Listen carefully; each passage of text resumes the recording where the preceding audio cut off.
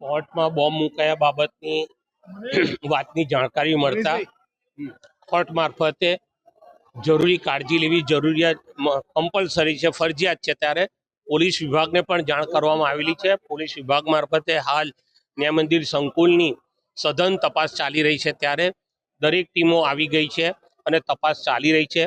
આવી માહિતી મળતા નામદાર કોર્ટ તરફથી હાલ કોર્ટની કાર્યવાહી સ્થગિત કરવામાં આવેલી છે। પોલીસ તપાસ દરમિયાન ગ્રીન સિગ્નલ મળશે તો કોર્ટની કાર્યવાહી રાબેતા મુજબ શરૂ થવાની પૂરેપૂરી શક્યતાઓ છે। પણ અવારનવાર આ પ્રકારની જે વાત આવે છે, પણ જ્યારે લોકોની અવરજવર વાળી જગ્યા હોય, કોર્ટમાં હજારો પક્ષકારો આવતા હોય છે, હજારો વકીલશ્રીઓ આવતા હોય છે, પક્ષકારોની સાથે એના સગા સંબંધી મિત્રો આવતા હોય છે, ત્યારે કોઈ પણ પ્રકારનું જાનનું જોખમ ન લેવાય એવી કાળજી રાખવાની કોર્ટને વહીવટકર્તાઓની પ્રાથમિક ફરજ છે। ત્યારે સઘન તપાસ હાલ ચાલી રહી છે।